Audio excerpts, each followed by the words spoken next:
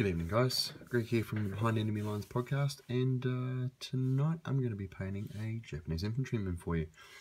If you've been following our coverage on Facebook and also on the blog, you'll know that Dan's been doing a lot of the painting, but he doesn't have the Japanese, so that's left to me to do. So what I've already done here is I've base coated my Japanese infantryman with khaki grey. I've been using an airbrush to do this of late, and I find it's working quite well rather than putting the brush on top of it. So it also means that the process is a lot quicker. So you get a fairly decent coverage in terms of the airbrush undercoat, and it just makes the job a lot quicker. So we can get straight into the detail and go from there. So hopefully the video stays tinted for you guys. It's really my first time trying to do something like this. And hopefully you don't hear the crickets in the background. I'm pretty sure you're going to hear them anyway. So first things first, really we're looking at a really basic colour scheme. Dan does a lot of highlighting and a lot of extra bits and pieces that I don't necessarily do. My tabletop gaming standard isn't really as good as Dan's. So as you can see, that's the wrong colour. We'll go back over and we'll get khaki.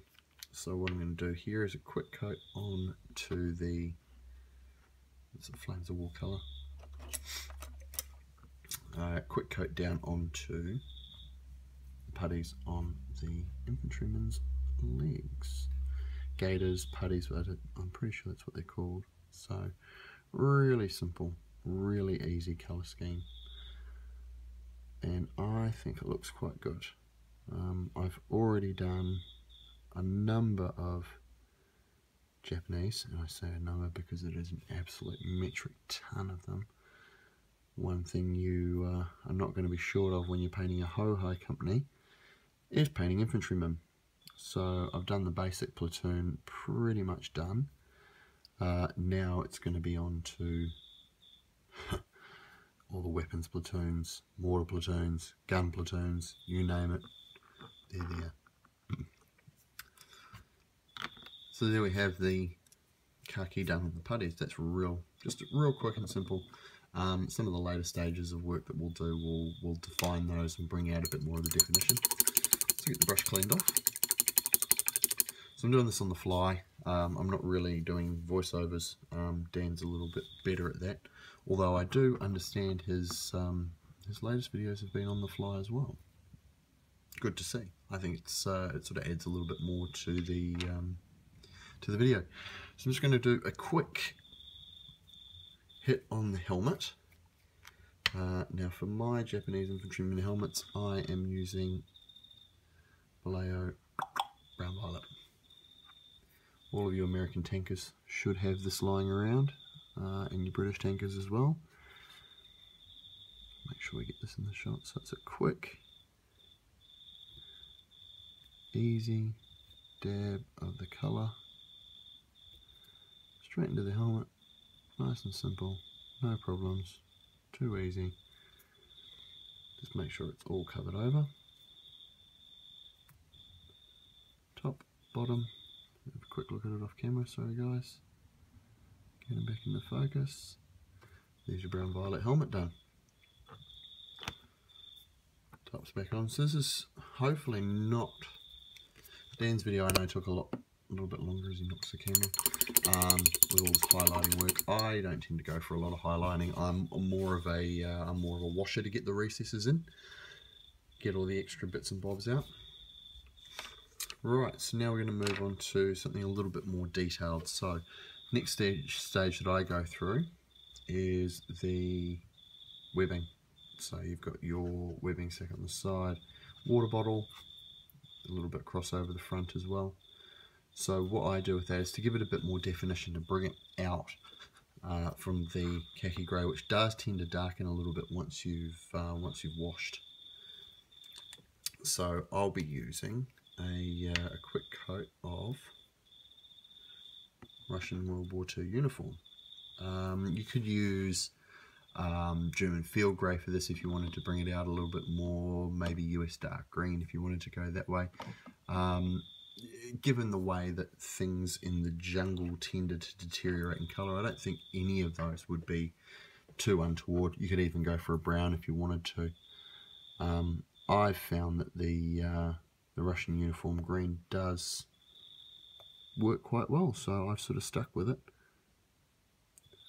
So I'm just using a slightly thinner brush here, simply because when I get to the actual webbing itself, as it goes up into the uniform, I just want to run it over so that we gather the raised edge.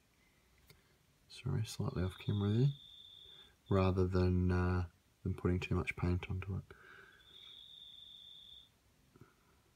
Let's get the water bottle there as well on top, and into the webbing. So it's just a draw along the webbing line to bring out the colour on the raised edge. Both sides. And just check on the front as well, just to see if there's any cross over the shoulder. Depending on the sculpt of the model, there may not be. Just make sure you've got underneath as well.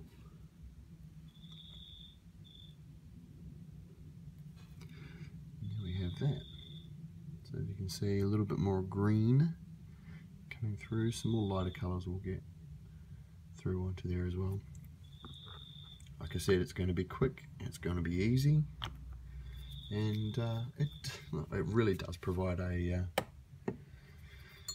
fairly good tabletop standard. Once you get some basing involved with it as well, it does look quite good. So, you know, I've never claimed to be an expert painter, far from it in fact, but I think it looks good. It looks good to me, and that's really the key. So next thing we're going to get in is just going to get the boots sorted. I'm using, you could use a light leather brown, whatever you wanted to. I am going for chocolate brown. So again, let's just grab a brush. Just get the line sorted. So just below the gaiters. Remember that they're over the top. Jeez, the camera gets in the way of painting. Don't know how Dan does it. Might have to check out his setup.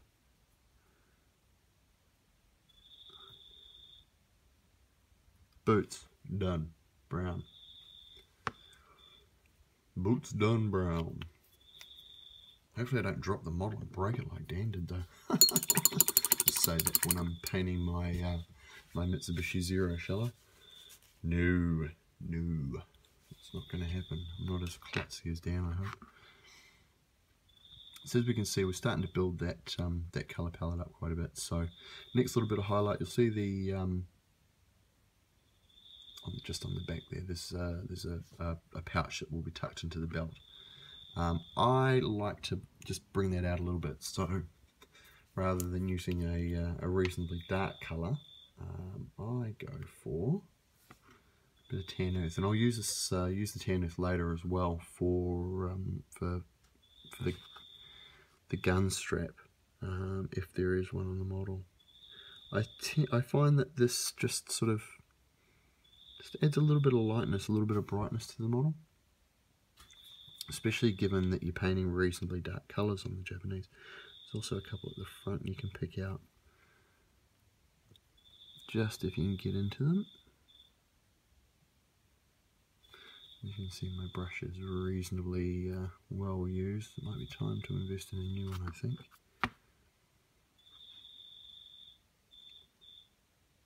Alright, we'll just roll away then, go on mate. So we're about 9 minutes in now, and pretty much the bulk of the model is done. You can see I'm stepping through this process. I'm sort of avoiding areas that I've painted by, so by the time I get back to them, they've dried. Which means I can get, so I'm doing about 7 to 10 of these at any one time. So next step will be the gun itself. Now, a lot of guys I know use beige brown for their guns. I, as well as not having beige brown in my arsenal, something I should really get, have used for a number of years in painting guns an old GW favourite, snakebite leather. And I find that once, again, because I'm a washer, once you get the wash onto it, it sort of deepens the colour of the snakebite leather, and just sort of gives it that gun woody type sheen or colour. So it's a tried and true for me, and I don't know, even if I got beige brown, I don't know if I'd go to it. So wait and see. One day, who knows. So not taking too much care, well, a little bit of care here in terms of staying away from the fingers, but you're going to paint those in flesh anyway. Good thing about undercoating, or having done the undercoat already in khaki grey, is that it'll hopefully add a little bit more definition to the flesh tone as well. Hopefully that comes through. So we have the gun ready to go. Make sure all the little nooks and crevices, again, you're going to go over some of the bits, so you can be a little bit messy with it if you'd like.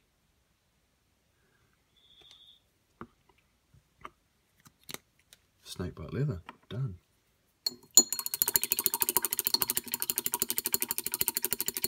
Giving the brush a reasonably good clean off after the snakebite leather. It is a bit heavier. The old GW blades are a bit heavier than the Vallejo's.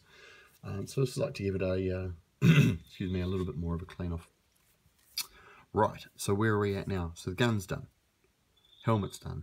Uniform's done. All the little bits and bobs and the uniform's all done. So now we hit the flesh tone.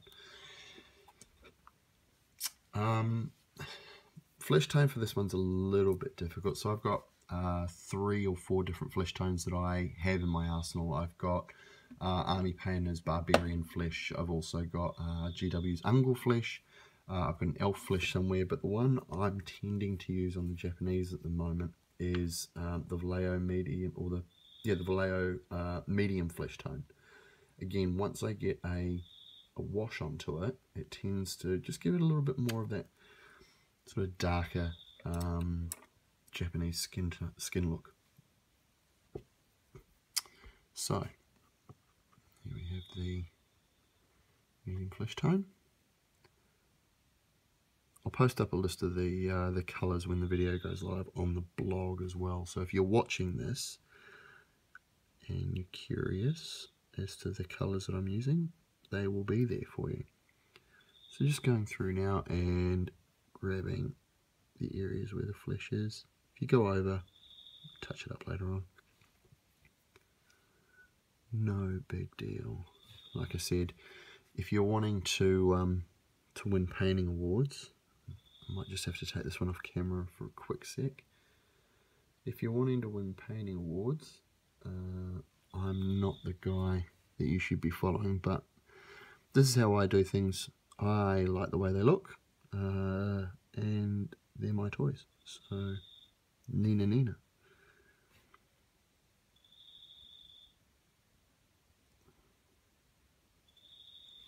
Just make sure you sneak around the back as well if there's any exposed flesh behind the helmet.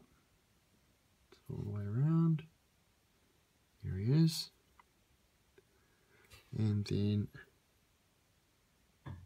everybody's favourite, the hands. So got one finger going out there, sneaky in there.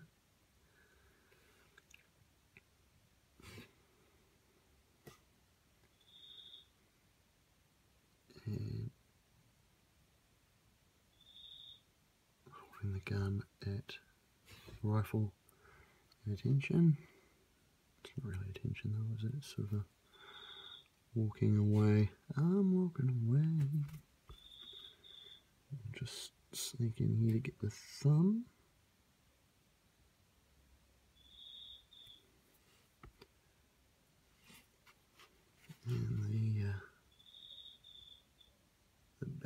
hand as well.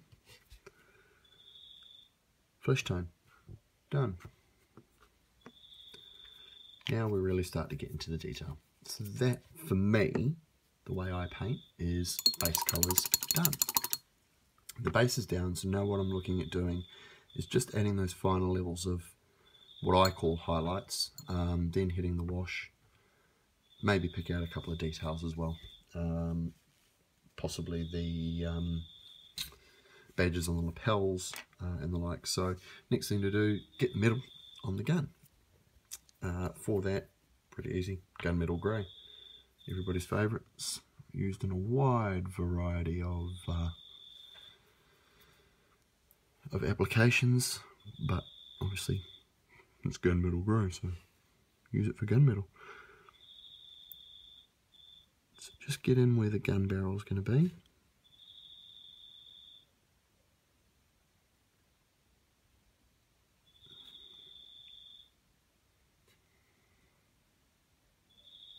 Back in the old days when I used to paint these, I never used to worry about the gun barrels. I used to just leave them brown. Looking back on it, that was so silly. So noobish.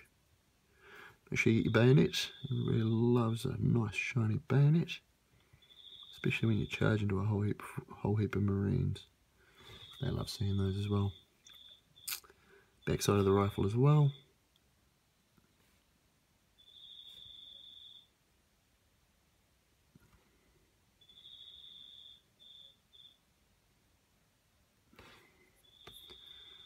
There we go. Focus. Nice and silver. Too easy. Gunmetal. Done.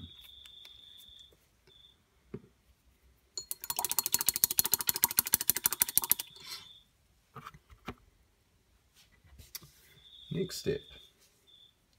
Let's just pick out the detail on the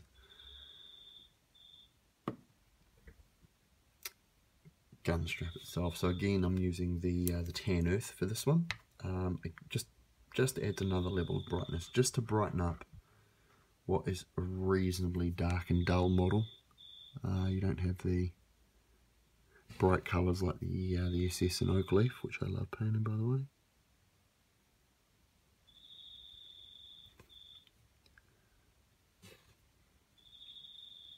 So just try and get as much colour in as possible. Get up underneath your gun strap as well, just in case somebody checks underneath your model. Don't know why they'd be checking underneath your models. And other side.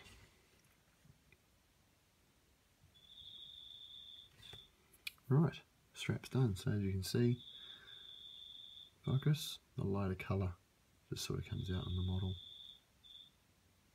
It looks pretty basic, guys, trust me, and I know it looks basic, but I think once you see the finished product, I mean, you may say that it's noobish, but hey, works for me.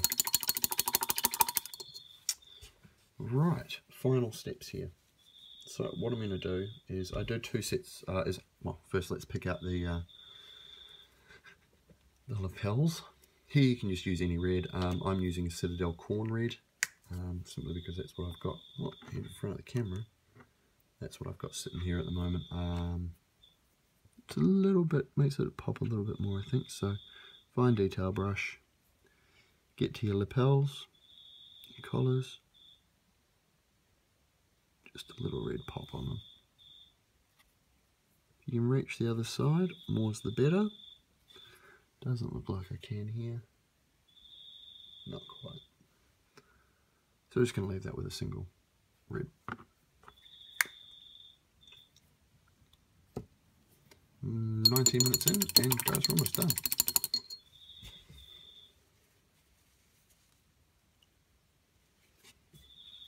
Should really have put some backing music to this. That would have been rocking out. Right, so 2 sets of wash. So first thing is washing the flesh. For the flesh tone, I've recently switched to a new wash. I'm now using, for my flesh, the Citadel Reichland Flesh Shade. Say that 10 times fast. You've had a few. So, detail in, and just using the capillary action of the brush, let the wash get into the crevices. They'll settle, and then just go back over and make sure that you can sort of see them just settling in. So I'll try and get that a bit closer up so you can see.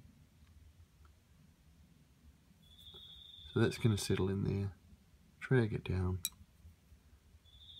Make sure that it catches all the crevices.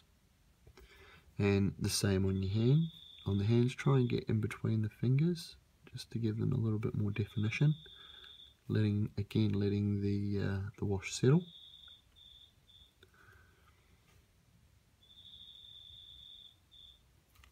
Make sure you get the back side of the hand as well.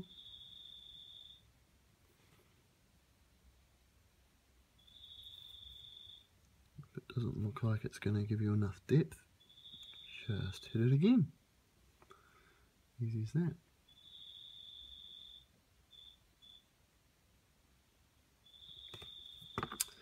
Final step. Yikes. Final step is to knock the camera. Sorry guys. Almost pulled it down. Almost killed something. Yikes. Apologies for that, team. Final step in my washing process is a quick blast over the uniform with Army Painter Soft Tone. Give this one a real good shake because it has a bit of a tendency to settle, but these are great. The soft tone, the dark tone, and the strong tone. Swear by them. They're really good. I've heard of people using the dips before. Haven't tried those. Don't think I will. I'm a little bit more precision than that. So this is just a case of getting into the crevices that you've got on the model, especially around these gaiters. Don't let it pull too much. I've just realised that I've missed something, but we can get that in post.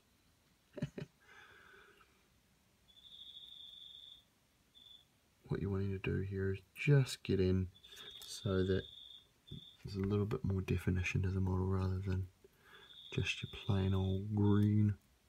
It settles into the crevices and just gives, like I say, that definition. The helmet as well. In, done. One bit I missed, and I think you might have just noticed it, is just the tool handle here. You can go back over that, it's easy enough. For that one I use a leather brown. It's also from the Army Painter range. So as you can see there, while he's still wet, he's done. 23 minutes, one infantryman done. I'm just going to get the Army Painter leather brown and get that tool handle, otherwise I'll miss it, I'll forget about it, and it will annoy me forever because I'll constantly be seeing it and I won't remember to do it when I get it home after playing. So Army Painter leather brown. So I use a variety of colours. I've got Vallejo, I've got Army Painter, I've got Tamiya's, I've got Citadels, and I also have some AK interactive stuff as well. So get that tool handle. Done. So that guy just needs to let his wash have a dry. What I will do is just grab, after I've cleaned off my brush, so set the guy aside to dry. As you can see, it's already starting to dry. You see a bit of the definition. But if I get one that's of a similar pose, that's fine. Where is he? There he is. And you can see that once all your washes are settled in and dried, it's not a bad little job. It is a basic paint job. Here's a standing rifleman for you with flag painted for your banners. The guys with the soft hats, what I do here is I like to get the yellow star. It's just a basically a dotty yellow. These are all painted using that same basic method. So that's it, guys. If you found this video useful, hey, look, please like and subscribe. Keep an eye on the blog and the Facebook page for more Flames of War Pacific action, and we will see you in the next video.